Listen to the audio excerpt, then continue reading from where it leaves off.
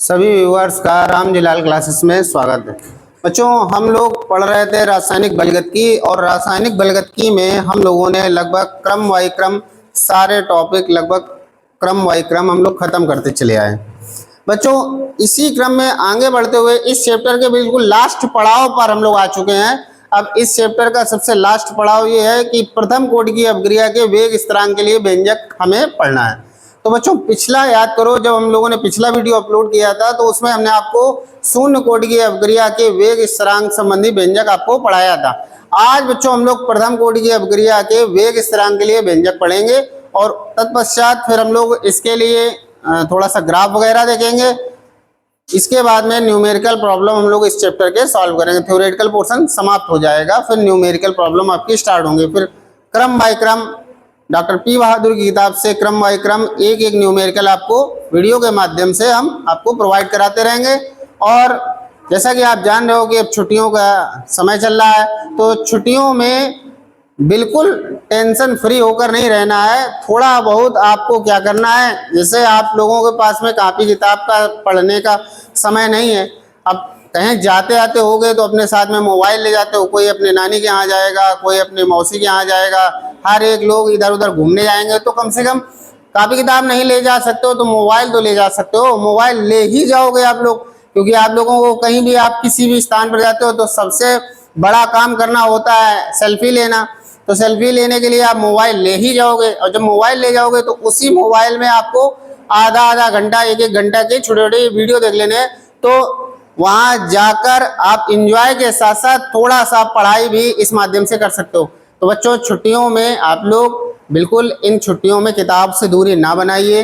इसीलिए हम लोग क्या कर रहे हैं कि जो आप लोगों को पढ़ा दिया गया है उसके आगे वीडियो अपलोड कर रहे हैं, ताकि वीडियो के माध्यम से आप लोग थोड़ा बहुत, पूरा दिन ना पढ़ के थोड़ा बहुत जो भी आपको समय मिले उसके लिए आप वीडियो ओपन कर लीजिए, और आपके जो भी न्यूमेरिकल वगैरह आपके बच्चे हैं वो सारे हम वीडियो बना बना के डालते रहेंगे। तो आप आराम से वीडियो देखिए और एंजॉय कीजिए।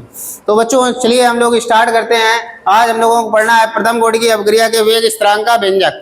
जैसा कि आप लोगों ने शून्य कोटि की अपक्रिया में देखा था, बिल्कुल उसी आधार पर हम लोग प्रथम कोटि की अपक्रिया संबंधी बातचीत करेंगे।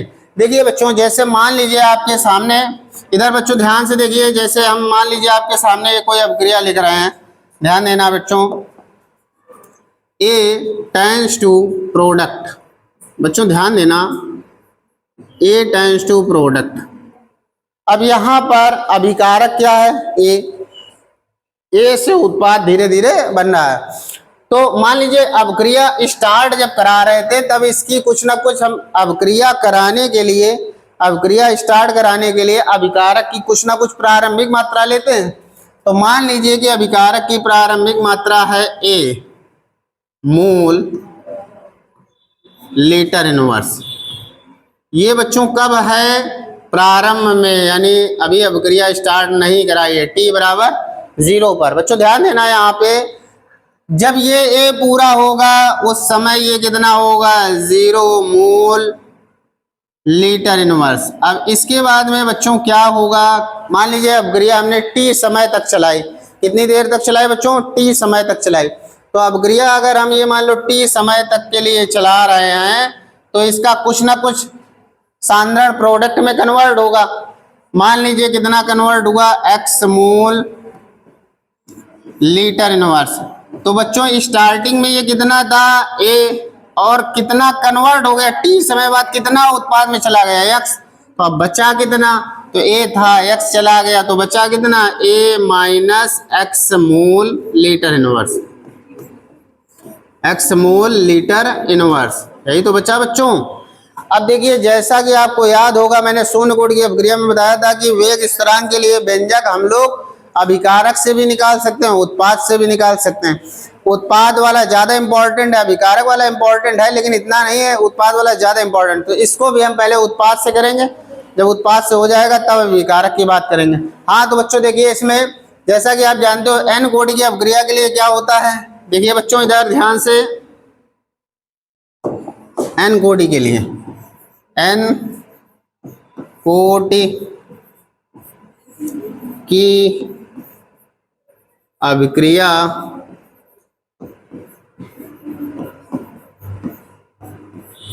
के लिए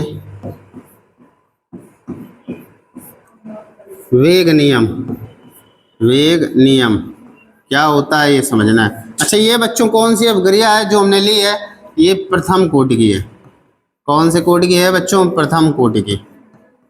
ध्यान से समझो बच्चों। तो वेग नियम क्या है आपका? वेग, बच्चों ध्यान से देखिए, वेग नियम क्या होता है? वेग डायरेक्टली प्रोपोर्शनल अभिकारक, अभिकारक की होल पावर n, यही तो होता है। अब यही चीज यहां पर अप्लाई करेंगे तो ये तो प्रथम कोटि की है, तो यहां क्या हो जाएगा बच्चों? वेग डायरेक्टली प्रोपोर्शनल अभिकारक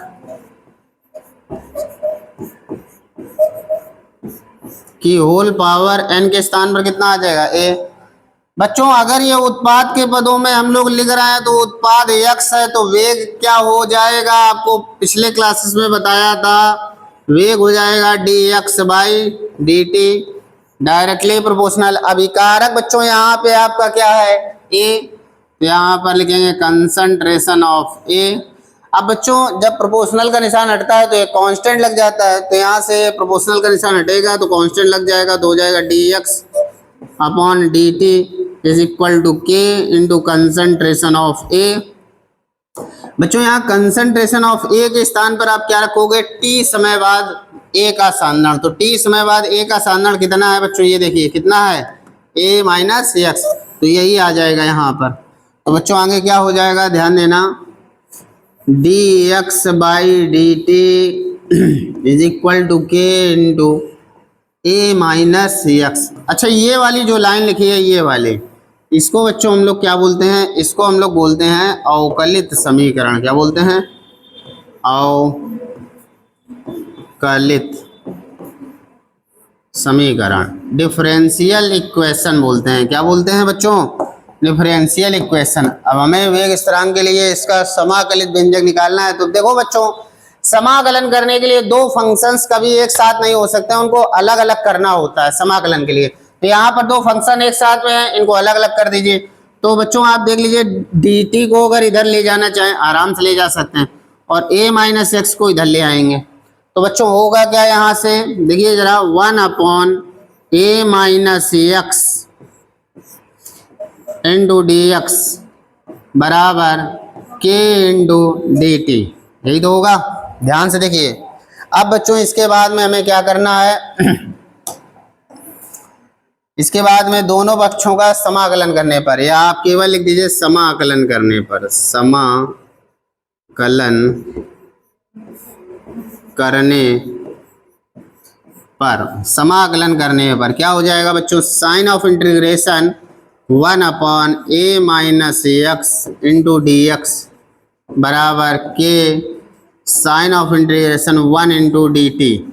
चलिए समाकलन करते हैं। एक बात बता दें बच्चों, थोड़ा सा देख लीजिए, 1 upon x into D x लिखा है, इसका समाकलन बच्चों क्या होता है? इसका समाकलन होता है लॉग एक्स। कितना होता है? Log x. ये याद कर लीजिए आप, 1 upon x into D x का समाकलन log x into D D x, और यहाँ एक्स का अवकलन करते हैं एक्स के सापेक्ष। तो बच्चों ध्यान देना, 1 अपॉन एक्स का क्या हमने बताया? Log x. तो आप लिख दोगे लॉग बेस ई, लॉग बेस ई एक्स। और बच्चों यहाँ ध्यान देना, एक्स का अवकलन एक्स के सापेक्ष एक होता है, एक्स का अवकलन एक्स के सापेक्ष एक होता है, एक का इसमें गुणा करेंगे तो यही आ जाएगा। मेरी बात समझ में आ गई होगी। यही सेम चीज यहाँ पर अप्लाई करनी है। तो क्या हो जाएगा बच्चों? 1 अपॉन एक्स का लॉग एक्स, एक्स के स्थान पर कितना आ जाएगा? a minus X into D D x, और x के स्थान पर कितना है बच्चों? a माइनस एक्स, ये लिख देंगे बराबर के। और ये तो बता ही चुके हैं पिछले क्लास में कि एक का समाकलन t के सापेक्ष t होता है, एक का समाकलन x के सापेक्ष x होता है, एक का समाकलन y के सापेक्ष y होता है। तो यहाँ पर एक का समाकलन t के सापेक्ष क्या हो जाएगा बच्चों? t। और जब पूरा समाकलन हो जाता है तो एक कांस्टेंट जोड़ना पड़ता है, तो एक कांस्टेंट जोड़ दीजिए c। इसको इक्वेशन फर्स्ट डाल दीजिए। अब बच्चों आपको करना क्या होता है, यहाँ से सी की वैल्यू निकाल कर इसमें पुटअप करनी होती है। तो बच्चों सी की वैल्यू हम लोग कैसे निकालेंगे, आओ चलो देखते हैं। याद होगा पिछले लेक्चर में हमने बताया था सी का मान निकालने के लिए हमेशा टी बराबर 0 मानते हैं। क्या मानते हैं, टी बराबर 0। तो बच्चों जब टी बराबर 0 होगा तो एक्स भी 0 हो जाएगा। देख लीजिए ऊपर टी बराबर 0 पर, देखिए टी बराबर 0 पर एक्स की वैल्यू कितनी है, 0। तो टी बराबर 0 पर एक्स अपने आप 0 हो जाता है। तो वही करेंगे, टी बराबर 0 पर क्या होगा बच्चों, x बराबर कितना हो जाएगा, 0। अब टी बराबर 0 पर x 0 है, दोनों की वैल्यू उठाकर इसमें रख दीजिए। तो अभी नहीं रखिए, एक सेकंड इसको और थोड़ा सिंप्लीफाई कर दें तब फिर। इधर बच्चों देख लीजिए, एक बार और थोड़ा सिंप्लीफाई कर दे रहे हैं इसको।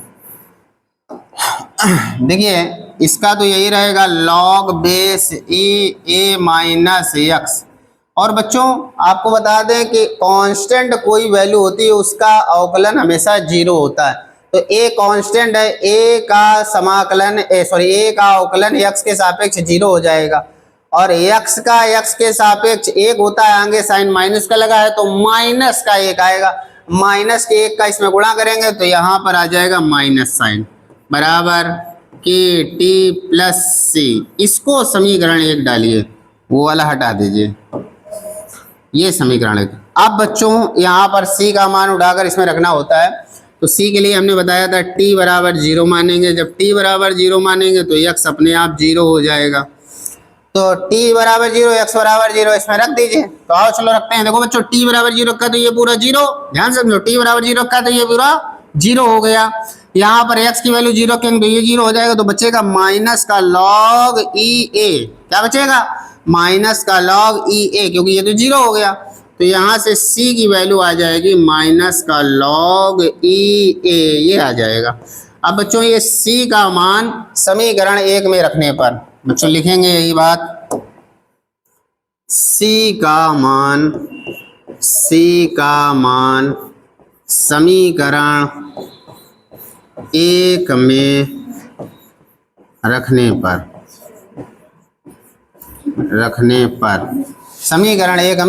पर तो समीकरण 1 क्या है बच्चों, ध्यान देना, log बेस ई ए माइनस एक्स, माइनस का आगे साइन लगा दीजिए, is equal to K T plus सी के स्थान पर ये आ जाएगा माइनस का log बेस ई ए, यही तो होगा। अब बच्चों ध्यान देना, इस वाले को उठाकर इधर ले आएंगे तो माइनस की जगह क्या हो जाएगा, प्लस। तो चलिए आगे बढ़ाते हैं इसको, ये इधर आएगा तो ये हो जाएगा log बेस ई ए और ये माइनस का log बेस ई ए माइनस एक्स बराबर के टी। बच्चों यहाँ पे हम फार्मूला अप्लाई करेंगे। कौन सा फार्मूला आप लोगों ने पढ़ रखा होगा, log m minus log n। बच्चों ध्यान देना, बराबर क्या होता है, log m अपॉन n। ये फार्मूला अप्लाई करेंगे, इसको मान लीजिए m और इसको मान लीजिए n। ये फार्मूला अप्लाई कर दीजिए, ये फार्मूला अप्लाई कर दे रहे हैं बच्चों, देखिए ध्यान से, यहाँ फार्मूला अप्लाई करे दे रहे हैं। तो क्या हो जाएगा, log m के स्थान पर a अपॉन n के स्थान पे a माइनस एक्स बराबर के टी। बच्चों यहाँ ध्यान देना, log में बेस e है और हम जानते हैं बेस e में हम कोई वैल्यू कभी नहीं निकाल सकते हैं। बेस 10 में वैल्यू हमें पता होती है, क्योंकि लॉगरिथम्स की जो पूरी की पूरी टेबल है वो बेस 10 मानकर बनाई गई है। और यहाँ पर बेस e है तो बेस e में वैल्यू हम निकाल नहीं सकते हैं, तो हमें क्या करना पड़ेगा, इसको बेस 10 बनाना पड़ेगा। तो बेस 10 में बच्चों कैसे बनाएंगे, इसको ध्यान देना, एक फार्मूला होता है, log बेस e को अगर बेस 10 में करना है तो 2.303 से मल्टीप्लाई कर देते हैं, log बेस 10 बन जाता है। बस वही सेम चीज यहाँ पर अप्लाई करेंगे। हाँ तो बच्चों क्या हो जाएगा, ध्यान देना, यहाँ हो जाएगा log बेस e के स्थान पर base 10 a upon a minus X बराबर, अरे यहाँ पे गुणा भी करना पड़ेगा, 2.303 बराबर के टी। अब आपको केवल के लिए डेरिवेशन निकालना था तो टी का भाग दे दीजिए। तो यहाँ से हो जाएगा बच्चों 2.303 upon T log base 10 a upon a minus x. बच्चों उम्मीद करते हैं कि आपको ये समझ में आया होगा। बराबर के इसको इसका स्क्रीनशॉट ले लीजिए और इसका रिवीजन आप लोग जरूर कीजिए बच्चों। स्क्रीनशॉट लेकर इसका रिवीजन कीजिए। बच्चों ज़्यादा छोटा कर देंगे दिखेगा नहीं आपको, ऐसा कीजिए आधा आधा स्क्रीनशॉट लीजिए। यहाँ से पहले इतना ले लीजिए, हो सकता है ना दिख रहा हो। अब ठीक है, अब पहले इतने का स्क्रीनशॉट आप ले लीजिए। ले लिया? अब इसके बाद में बच्चों आएंगे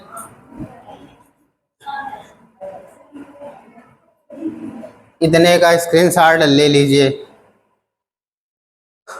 हाँ तो बच्चों स्क्रीनशॉट आप लोगों ने ले लिया होगा। ये बच्चों हम लोगों ने उत्पाद के टर्म में प्रथम कोटि की अपक्रिया के वेग स्थिरांक के लिए व्यंजक निकाला। अब बच्चों हम लोग अभिकारक के टर्म में निकालेंगे व्यंजक। तो आओ चलो अब समझते हैं बच्चों अभिकारक के पदों में। किसके पदों में बच्चों? अभिकारक के पदों में। तो फिर से देखिए जरा एक बार, हमें कोई रिएक्शन लेनी पड़ेगी। चलिए ये रिएक्शन लिए ले रहे हैं, a tends to product, a tends to product. अब बच्चों एक बात बताओ, सबसे पहले इसका कुछ ना कुछ हम सांद्रण लेते हैं प्रारंभ में। t बराबर 0 पर इसका जो भी सांद्रण होगा उसको हम ए इनिशियल बोलते हैं। क्या बोलते हैं? ए इनिशियल। और ये मान लो अपक्रिया हमने t समय तक के लिए चलाई, तो t समय में इसमें कुछ ना कुछ खर्च हो जाएगा, तो जो बचेगा वो हो जाएगा t समय बाद बचा सांद्रण AT। अब बच्चों इसमें भी हम वही फार्मूला अप्लाई करेंगे कि अपक्रिया का वेग बराबर, बच्चों जरा ध्यान देना, अपक्रिया का वेग, अपक्रिया का वेग डायरेक्टली प्रोपोर्शनल होता है अभिकारक, बच्चों ध्यान देना, अभिकारक की होल पावर n। अपक्रिया का वेग चूंकि अभिकारक के टर्म में निकालते हैं, तो जब भी अभिकारक के पदों में निकालते हैं तो आगे साइन का लगता है माइनस का, तो इसमें माइनस का साइन लगाओ और लिखोगे माइनस का d concentration of A upon dt बराबर k इंटू अभिकारक यहाँ पे क्या है A, और चूंकि ये फर्स्ट ऑर्डर रिएक्शन है, प्रथम कोटि की अपक्रिया है, प्रथम कोटि की, तो n के स्थान पर क्या आ जाएगा बच्चों? 1। क्या आ जाएगा? 1। अब इसके बाद में ये जो आपका आया है ये है अवकलित समीकरण। क्या आया है बच्चों? ये अवकलित समीकरण आया, अवकलित समीकरण, ये आया है अवकलित समीकरण।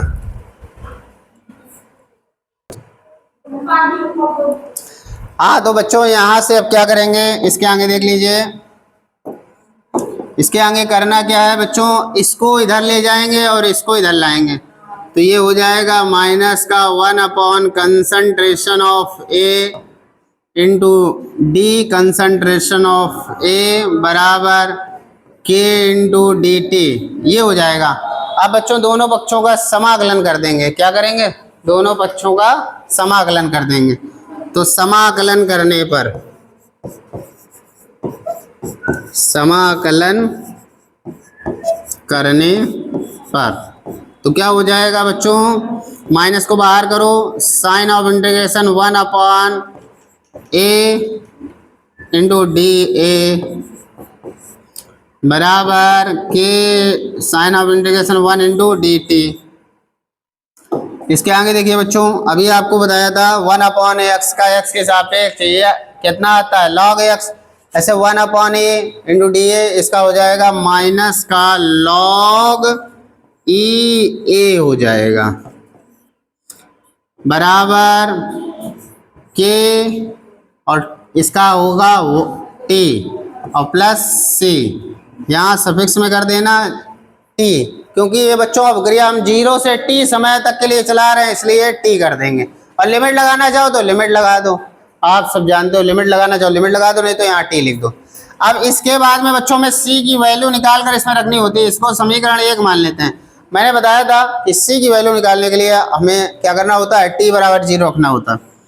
तो t बराबर 0 रखने पर, तो t बराबर 0 रख दो, तो t बराबर 0 को ये पूरा 0, यहाँ पर आ जाएगा माइनस का log बेस a और t के स्थान पर 0 आ जाएगा, इनिशियल बराबर c, ये आया। अब बच्चों ये c का जो मान आया समीकरण 1 में रख दो, तो लिखेंगे c का मान समीकरण 1 में रखने पर, समीकरण ये क्या है, माइनस का log base e a t बराबर के टी, और c के स्थान पर कितना लिखना है, माइनस का log base e a initial. बच्चों ध्यान देना है, यहाँ पे इस वाले को उठाकर इधर लाएंगे तो क्या हो जाएगा, प्लस का, तो क्या हो जाएगा, log base e a initial minus का log base e a t बराबर के टी। अब बच्चों यहाँ भी वही फार्मूला लगेगा, log m minus log n का, log m minus log n का फार्मूला क्या होता है, log m अपॉन n।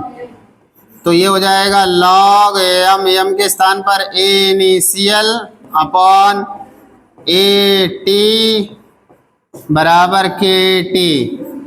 अब बच्चों अभी हमने समझाया था कि log बेस e को बेस 10 में कन्वर्ट करने के लिए 2.303 का गुणा करते हैं। तो बच्चों ये हो जाएगा 2.303 log base 10 a initial upon A T is equal to K T.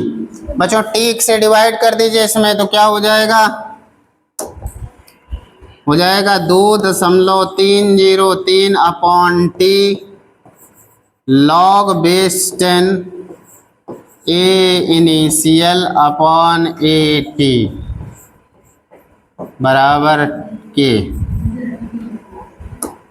ये बच्चों आ गया अभिकारक के पदों में, किसके पदों में आ गया, अभिकारक के पदों में आ गया। तो उम्मीद करते हैं ये वाला समझ में आया होगा। तो बच्चों इसका भी स्क्रीनशॉट ले लीजिए आप लोग।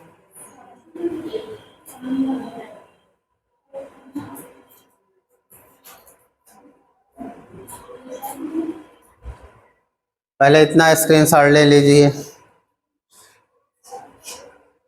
अब इसके बाद में इतना स्क्रीनशॉट ले लीजिए। हाँ तो बच्चों इतना समझ में आ गया होगा। अब इसके बाद में इसी क्रम में आगे बढ़ते हैं। बच्चों आपको हमने 2 फार्मूले पढ़ाए थे, देख लीजिए जरा। एक फार्मूला आपको हमने पढ़ाया था, इधर देखिए, एक ये पढ़ाया है, एक बच्चों हम लोगों ने फार्मूला पढ़ा है ये, और एक इसी से निकाल लेंगे। देखिए आगे आपको क्या पढ़ना है एक्स के लिए। देखिए एक फार्मूला आप लोगों ने पढ़ा है, के बराबर 2.303 upon T log base 10 a upon a minus X, यही तो पढ़ा है।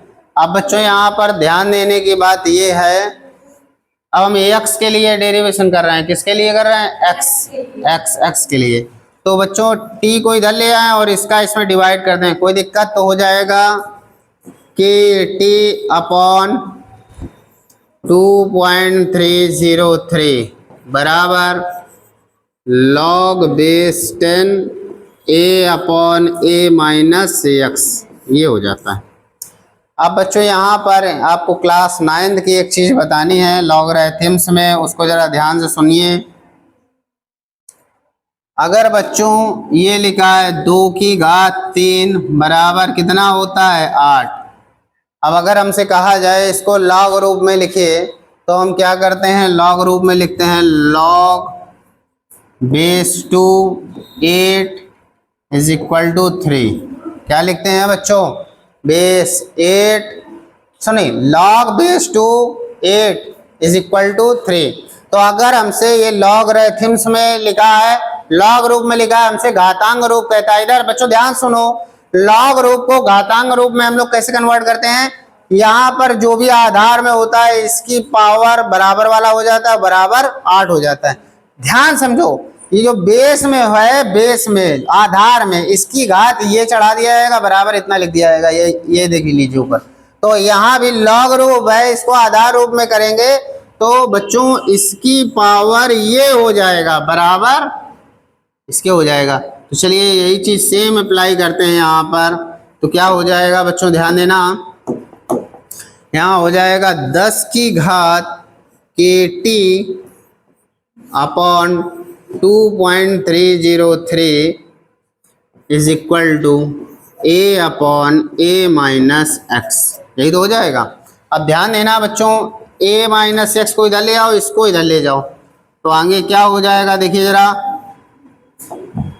तो हो जाएगा A माइनस एक्स बराबर A upon 10 to the power KT upon 2.303। अब इसको ऊपर ले जाएंगे तो अभी घातें कैसी हैं, धनात्मक, ऊपर जाएंगी तो ऋणात्मक हो जाएंगे। तो क्या हो जाएगा, इधर ध्यान से देखिए बच्चों, क्या हो जाएगा, ऊपर जाएगा तो ये हो जाएगा A माइनस एक्स बराबर A into 10 to the power minus का KT अपॉन 2.303। इतना समझ में आया होगा बच्चों। अब इसके बाद में क्या करना है, इधर ध्यान देना, इसको लाएंगे, इस पूरे को ले आएंगे इधर और x को ले जाएंगे इधर, तो क्या हो जाएगा A माइनस, ये प्लस का है माइनस का हो जाएगा A into 10 to the power minus का KT अपॉन 2.303 बराबर x। बच्चों इसमें कुछ कॉमन है, बिल्कुल कॉमन है, A कॉमन कर लिया तो बच्चा 1 minus 10 to the power minus का KT अपॉन 2.303 बराबर x। तो बच्चों एक डेरिवेशन हमारा ये आ गया, आप इसको भी नोट कर लीजिए। अच्छा एक चीज़ है, जैसे ये वाला लगाया है, क्या आप दूसरा आपको दें ऐसे लगा सकते हो? देखिए बच्चों एक और दे रहे हैं आपको लगाने के लिए। कहाँ से लगाया है, ये हमने यहाँ से लगाया है इस जगह से, तो दूसरा इसी बगल में लिखे दे रहे हैं। बच्चों ध्यान देना, के बराबर 1 upon T log base A upon A minus x. इसका करना है, कर सकते हो, बिल्कुल यही चीज अप्लाई करो। क्या करना है, पहले इसका इधर गुणा करो तो ये हो जाएगा KT बराबर log base A upon A minus x. अब बच्चों इसको इसी रूप में बनाओ तो क्या हो जाएगा, इसकी पावर ये बराबर इतना हो जाएगा, तो ये हो जाएगा E की पावर KT बराबर A upon A minus x. इसको इधर ले आएंगे, इसको इधर ले आएंगे तो हो जाएगा A माइनस एक्स बराबर A अपॉन E की पावर KT। अब बच्चों इसके बाद में इसको ऊपर ले जाएंगे तो क्या हो जाएगा, A माइनस एक्स बराबर A इंटू E की पावर माइनस KT। यही तो हो जाएगा। अब इसके बाद में बच्चों करना क्या होता है, इसको लाएंगे इधर और x को ले जाएंगे इधर, तो A माइनस A E की पावर माइनस KT बराबर x। इसमें से कुछ कॉमन है बच्चों, तो A कॉमन कर लीजिए तो 1 माइनस E की पावर माइनस का KT बराबर x। ये डेरिवेशन आ गया। तो बच्चों इन दोनों का स्क्रीनशॉट आप लोग ले लीजिए।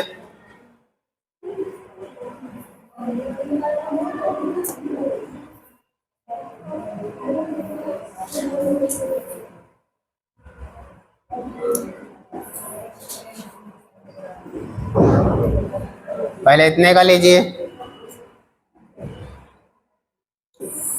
अब इतने का ले लीजिए।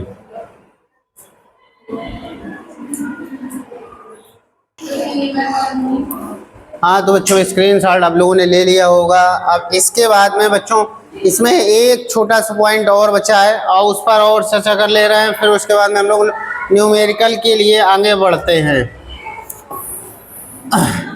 चलिए बच्चों इसको समझ लेते हैं। जैसे एक कोई रिएक्शन लिख रहे हैं, इधर ध्यान समझो बच्चों, A टेंड्स टू प्रोडक्ट, इसको ध्यान से समझना बच्चों, A टेंड्स टू प्रोडक्ट।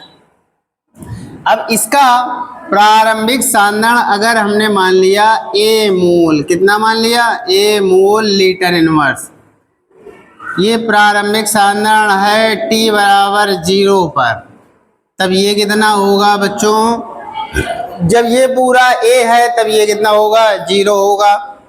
अब मान लीजिए अभिक्रिया आपने T1 सेकंड तक कराई, कितनी देर तक कराई बच्चों, T1, तो T1 तक कराने पर इसके X मोल प्रोडक्ट में कन्वर्ट हो गया X1 मोल, तो ये हो जाएगा X1, तो ये कितना बचेगा, A माइनस X1, कितना बचेगा, A माइनस X1। अब इसके बाद में फिर से ये अभिक्रिया अगर हमने T2 समय तक कराई तो हो जाएगा T बराबर T2, और T2 समय तक कराने पर मान लीजिए इसका X2 मोल इसमें आ गया, तो अब ये कितना बचेगा बच्चों, A था X2 चला गया, बचा कितना, A माइनस X2। ये बच्चों दूसरी स्टेट आ गई, ये पहली है और ये दूसरी, तो फर्स्ट कंडीशन अप्लाई करते हैं, उसके बाद में सेकंड कंडीशन अप्लाई करते हैं। तो आप लोग जानते हो प्रथम कोटि की अभिक्रिया के समीकरण से, आप सभी जानते हो प्रथम कोटि की अभिक्रिया के समीकरण से क्या होता है, K बराबर ना लगाकर आप ये वाला लगा दीजिए, T बराबर 2.303 upon K log base 10 A upon A minus X, ये वाला फार्मूला आप अप्लाई करोगे। तो चलिए अप्लाई करते हैं बच्चों। देखिए पहले आपने फर्स्ट प्रेक्षण में आपने कितनी देर तक चलाई है, T1 तक के लिए, तो आप लिखोगे T के स्थान पर T1 बराबर 2.303 बटे K log base 10 A upon A minus X1। अब इसके बाद में T2 समय के लिए सेकंड प्रेक्षण क्या हो जाएगा, T2 is equal to 2.303 upon K log base 10 A upon A minus X2। अब बच्चों इसको इक्वेशन फर्स्ट डाल रहे हैं, इसको इक्वेशन सेकंड डाल रहे हैं।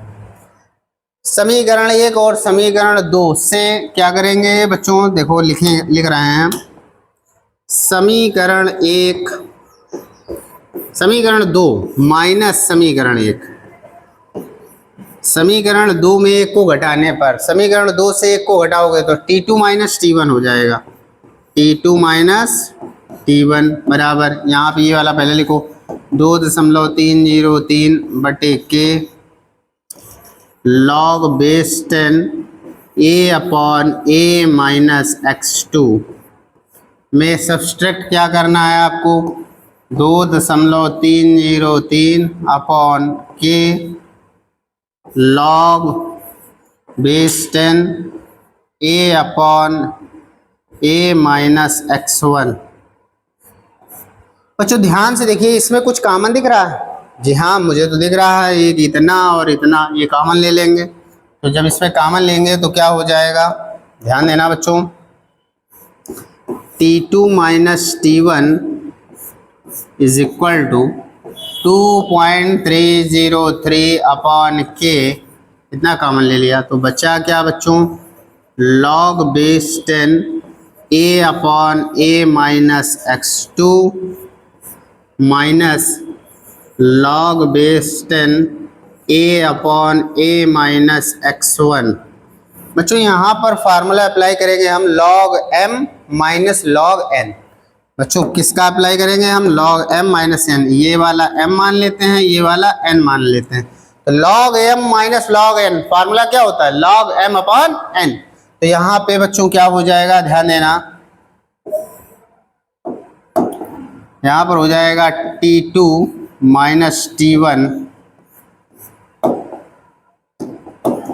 T2 माइनस T1 2.303 बटे के, ये हो जाएगा log बेस 10, ये m के स्थान पर a upon a minus x2 upon a minus x1, ये वाला पहुंच जाएगा ऊपर और ये वाला आ जाएगा इधर, और a से काट ही दीजिए आप, तो क्या हो जाएगा, यहाँ से हो जाएगा T2 minus T1 is equal to 2.303 upon k log base 10 a minus x1 upon a minus x2, ये हो जाएगा। अब यहाँ से k को इधर ले आए, अगर हम k को इधर ले आए और इसको इधर ले जाएं, कोई दिक्कत मेरे हिसाब से तो नहीं होनी चाहिए। अब देखिए इसको हम ले जाते हैं, तो यहाँ से हो जाएगा k बराबर 2.303 upon T2 minus T1 is equal two into log base 10 a minus x1 upon a minus x2। ये बच्चों आपका हो गया फार्मूला, इसको आप नोट कर लीजिए अच्छे से और तैयार कर लीजिए। कोई भी फार्मूला पढ़ाया जाता है घर पे, उसका वीडियो रोक कर उसका रिवीजन कीजिए और उसको तैयार कीजिए। थोड़ा सा नीचे कर दे रहे हैं ताकि आप लोग स्क्रीनशॉट ले लीजिए इसका।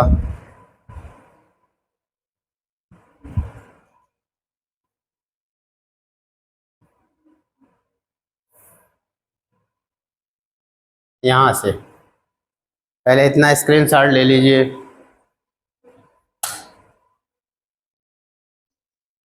अब इसके बाद में इतना ले लीजिए,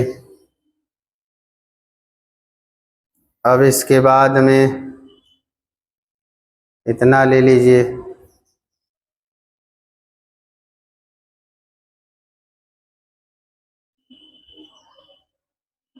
अब इतना ले लीजिए। तो स्क्रीनशॉट ले लिया होगा। अब बच्चों इस चैप्टर का लास्ट टॉपिक बचा है ग्राफी निरूपण। तो आज हम लोगों को चर्चा करनी है ग्राफी निरूपण पर। ग्राफ कैसे बनाते हैं, आओ चलो उस पर चर्चा कर लेते हैं। तो चलिए उसके लिए हम न्यू पेज लेते हैं। जैसे आप लोग जानते हो प्रथम कोटि की अपक्रिया के वेग स्थिरांक के लिए व्यंजक क्या होता है बच्चों। प्रथम कोटि की अपक्रिया के लिए वेग स्थिरांक का व्यंजक आप लोग जानते हो क्या होता है, k बराबर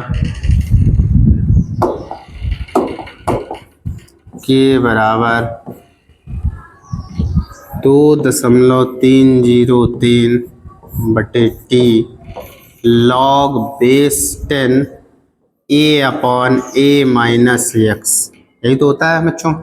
अब इसके बाद में आपको करना क्या, जैसे मुझे ग्राफ बनाना है, तो किसी भी समीकरण से आपको ग्राफ बनाना हो तो सर्वप्रथम उस समीकरण को y बराबर mx प्लस सी के रूप में बना लीजिए।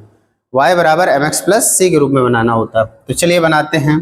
तो उसके लिए बनाने के लिए इसका इसमें गुणा कर दे रहे हैं और फिर इसका भाग दे रहे हैं। तो ये हो जाएगा kt अपॉन 2.303 बराबर log base 10 a upon a minus x। बच्चों यहाँ पे क्या करेंगे, यहाँ पर फार्मूला लगाएंगे log m बटे n का, log m minus log n। तो क्या हो जाएगा kt upon 2.303 log base 10 a minus log base 10 a minus x, ये हो जाएगा। अभी बच्चों इसको आपको इस साइड लाना है और इसको इस साइड ले जाना है। तो क्या हो जाएगा log base 10 a minus x is equal to, ये बच्चों इधर प्लस का है, इस साइड आएगा तो माइनस का हो जाएगा, तो माइनस का k अपॉन क्या हो जाएगा, माइनस का k अपॉन 2.303 इंटू टी और प्लस log बेस 10a, यही तो हो जाएगा। अब बच्चों ये बन चुका है y बराबर एम एक्स प्लस सी के रूप में, और जब y बराबर एम एक्स प्लस सी ही बनाना हमारा मकसद होता है कि सबसे पहले जिस समीकरण का ग्राफ बनाना होता है तो उसको y बराबर एम एक्स प्लस सी के रूप में बना लेते हैं। अब इसकी तुलना कर दीजिए आप किससे, y बराबर एम एक्स प्लस सी से तुलना करने पर,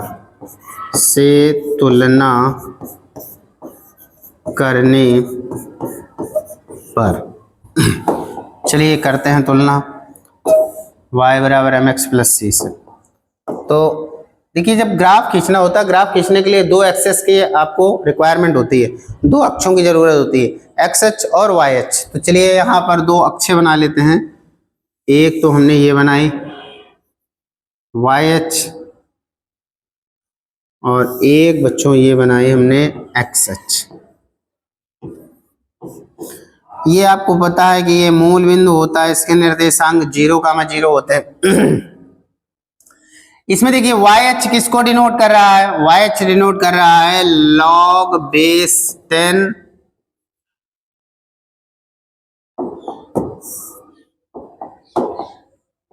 log base 10 a minus A x, इसको ये निरूपित कर रहा है y अक्ष, y अक्ष निरूपित कर रहा है इसको, और x अक्ष निरूपित कर रहा है समय यानी t को, समय यानी t को। अब बच्चों इसके बाद में हमें c देखना है। जब भी c की वैल्यू 0 होगी तो ग्राफ यहां से स्टार्ट होगा, इस पॉइंट से। अगर c की वैल्यू 0 है तो ग्राफ यहां से स्टार्ट होगा। अगर c की वैल्यू 0 ना होकर पॉजिटिव में कुछ है, c की वैल्यू 0 ना होकर अगर पॉजिटिव में कुछ है तो बच्चों आपको ऊपर से देखना, ऊपर चलना होगा, और c की वैल्यू निगेटिव है तो नीचे से, समझो। अगर c का मान 0 है तो ग्राफ यहां से स्टार्ट होगा, c की वैल्यू पॉजिटिव है तो ऊपर से स्टार्ट होगा, c की वैल्यू निगेटिव है तो ग्राफ नीचे से स्टार्ट होगा।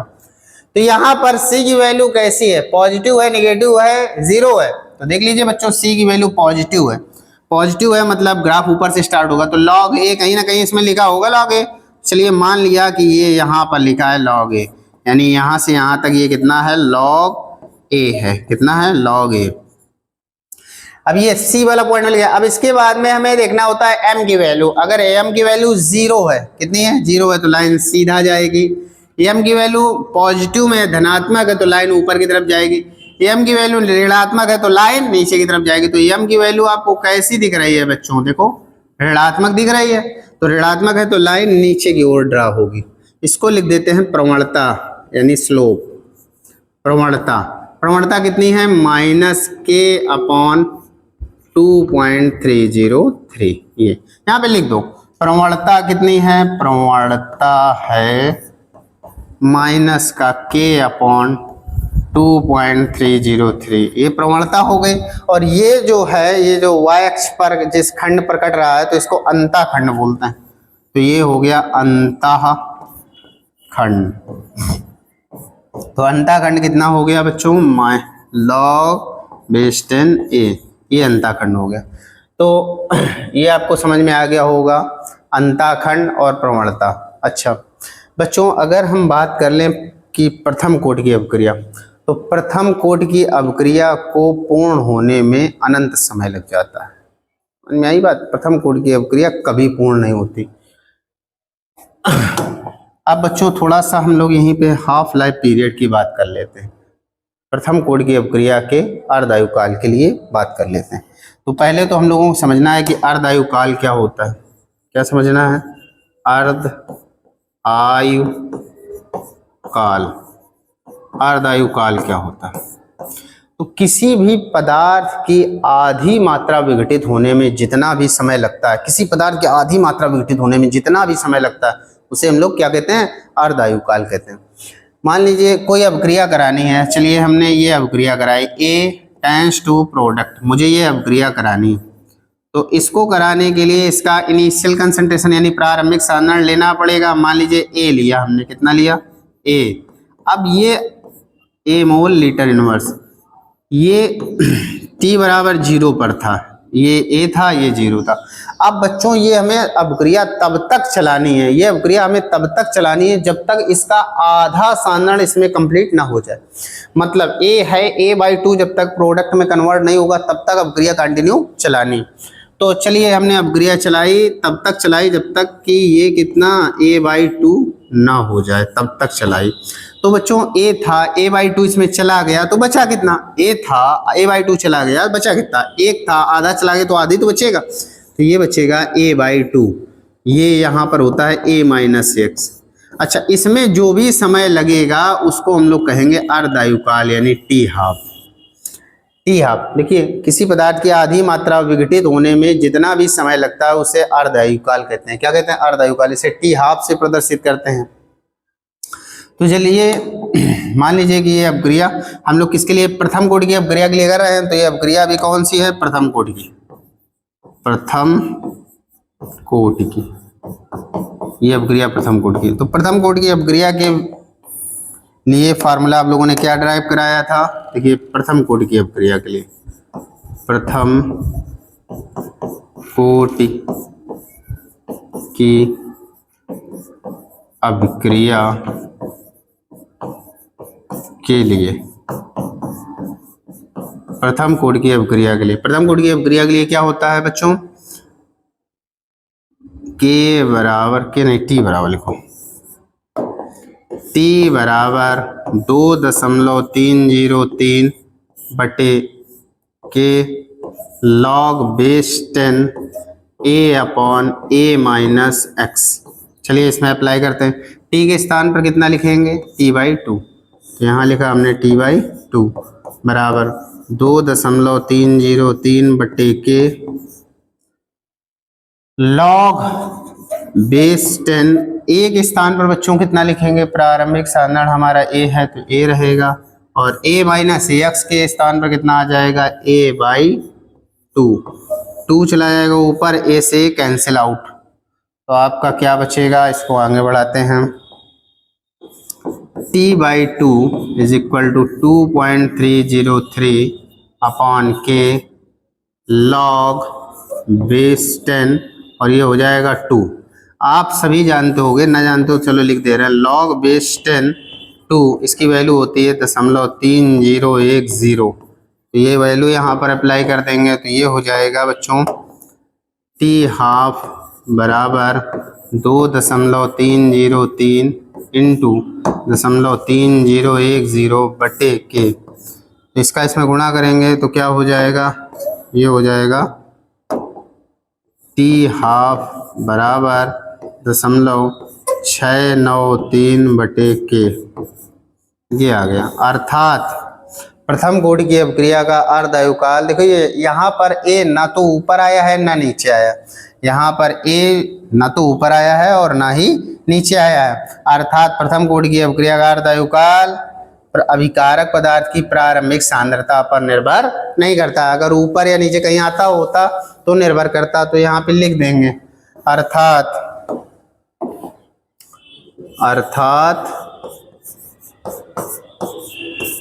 प्रथम कोटि की अभिक्रिया, प्रथम कोटि की अभिक्रिया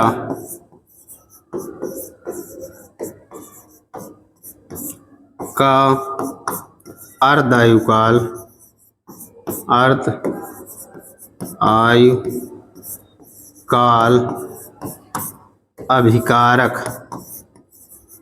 अभिकारक पदार्थ की प्रारंभिक सांद्रता पर निर्भर नहीं करता है। तो बच्चों यहाँ से तो आपको समझ में आ गया होगा, प्रथम कोटि की अभिक्रिया का अर्धायुकाल अभिकारक पदार्थ की प्रारंभिक सांद्रता पर निर्भर नहीं करता। प्रारंभिक सांद्रता चाहे जितनी कम ली जाए चाहे जितनी ज़्यादा ली जाए उस पर निर्भर नहीं करता है प्रथम कोटि की अभिक्रिया का अर्धायुकाल। बच्चों शून्य कोटि के लिए हम देख लें कि शून्य कोटि में क्या निर्भर करता है या नहीं करता है। आओ चलो उस पर भी चर्चा कर लेते हैं। जैसे मान लो A टेंड्स टू प्रोडक्ट, ध्यान देना जरा, इसमें हमने इसका प्रारंभिक साधारण a लिया।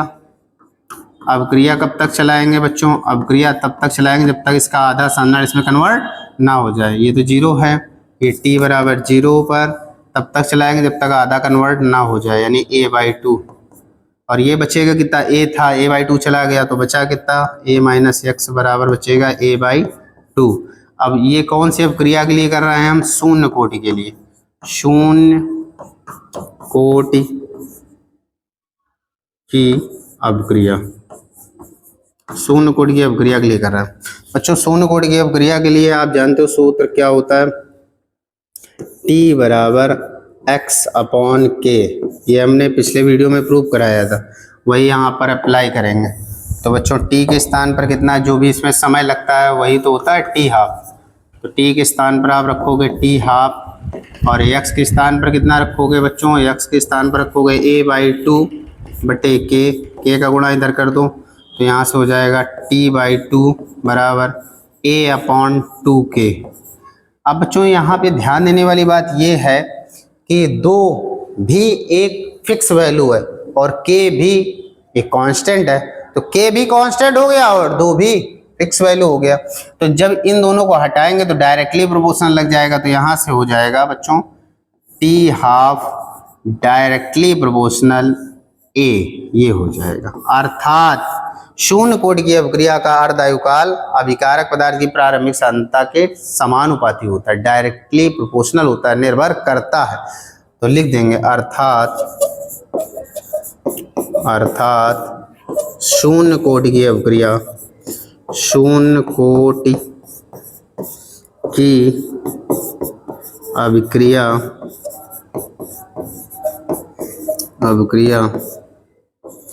का अर्ध आयु काल अभिकारक पदार्थ की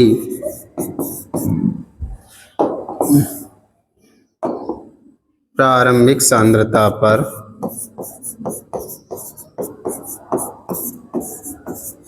निर्भर करता है।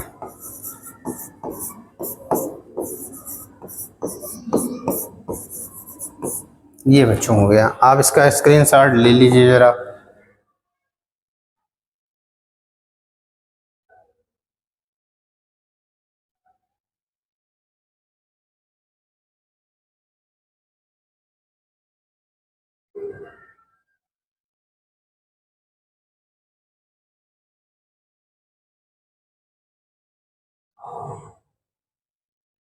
स्क्रीनशॉट ले लीजिए। ये शून्य कोटि में निर्भर करता है, और इसके पहले इसमें आ जाओ।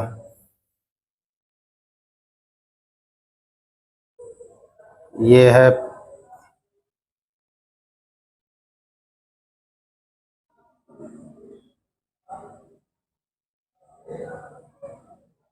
प्रथम कोटि के लिए।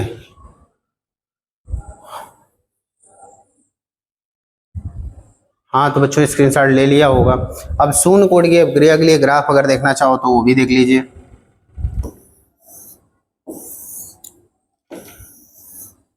बच्चों शून्य कोटि के लिए आप लोगों ने व्यंजक पढ़ा है, शून्य कोटि की अभिक्रिया के लिए, शून्य कोटि के लिए क्या आप लोगों ने पढ़ा है? शून्य कोटि के लिए x बराबर kt, x बराबर क्या होता है? kt। तो ये बच्चों y बराबर mx प्लस सी के रूप में है क्या? y बराबर mx प्लस सी, यहाँ नहीं है कुछ तो 0 लगा दिया। अब इसके बाद में ग्राफ खींचने के लिए दो अक्ष खींचते हैं, एक YH और एक x अक्ष। ये आपकी YH और ये आपकी x अक्ष। y अक्ष में y अक्ष किसको निरूपित कर रहा है? x को। y अक्ष किसको निरूपित कर रहा है? x को। x मतलब उत्पाद की सांद्रता को। x अक्ष किसको निरूपित कर रहा है? समय को, समय t को। c का मान 0 है यानी ग्राफ यहीं से चलेगा। m का मान धनात्मक है यानी ऊपर की तरफ चलेगा। बस बन गया। तो लिख देंगे इसमें प्रवणता, प्रवणता बराबर m आ गई। अंताखंड को जय नहीं, जीरो से काट रहा। तो उम्मीद करते हैं बच्चों कि आपको ये समझ में आया होगा। अब इसके बाद में इस चैप्टर का थ्योरेटिकल पोर्शन जितना भी था, मैंने सारा थ्योरेटिकल पोर्शन विधिवत कंप्लीट कर दिया।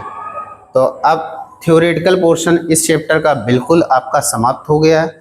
अब बच्चों इसका न्यूमेरिकल पोर्शन हमें पढ़ाना, तो न्यूमेरिकल पोर्शन हम लोग अब पढ़ेंगे। उसके लिए हम नया वीडियो अपलोड करेंगे।